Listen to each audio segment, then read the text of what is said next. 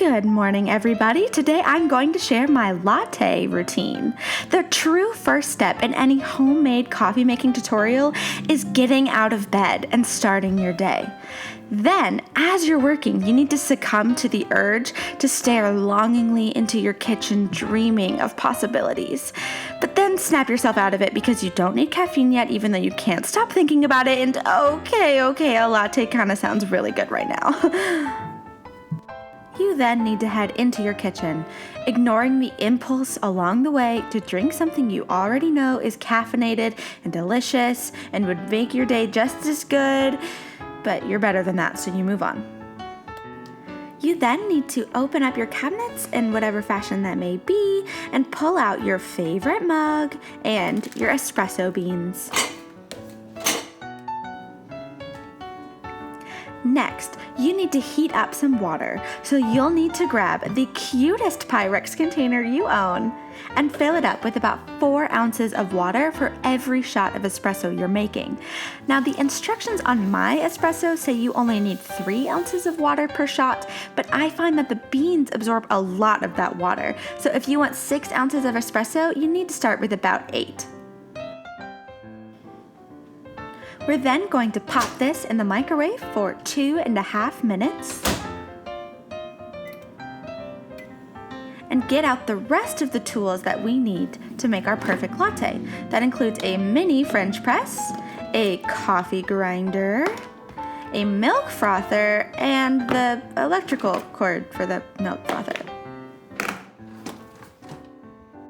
We now need to get our coffee grinder into ready position, moving anything out of the way that isn't necessary for right now. We are then going to open up our bag of espresso beans and give it a good pre-game whiff to remind us why we're here. We are now going to measure out 2 heaping tablespoons of espresso beans and put them in our grinder. Collect any excess beans and grind until your espresso beans are smooth and the sound of the coffee grinder evens out. And don't forget to remind your coffee grinder who's boss.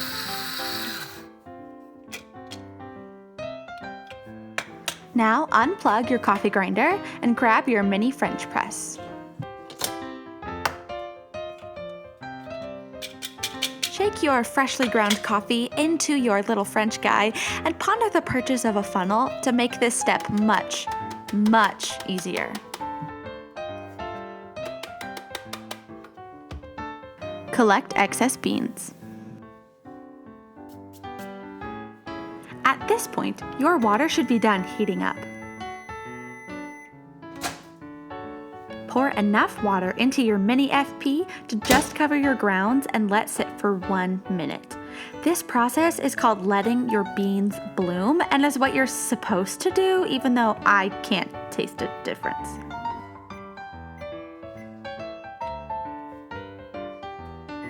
After the 1 minute is up, slowly pour in the rest of the water in a circular motion and set a timer for 5 minutes to force yourself to be patient.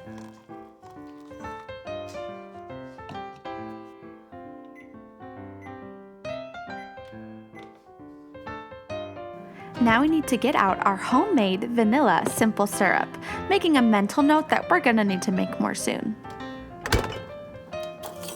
Pour in about 1 tablespoon on the lighter side of syrup per shot of espresso into your mug.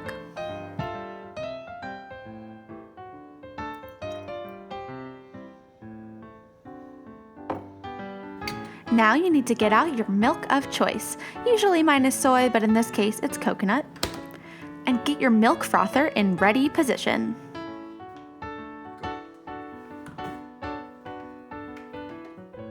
When the 5 minutes is up, it's time to froth your milk. I like to pour my milk in between the Max Cappuccino line and the Max Latte line, but as you'll see later, the coconut milk doesn't really fluff up that much, so I just eyeball it every time and usually aim for about 8 ounces of milk when it's all done. We are then going to get our Frenchy French in ready position. Take the plunge and fix the orientation of our spout off camera. We We can now pour our luxurious looking espresso into our mug. And maybe get distracted along the way. Oh God.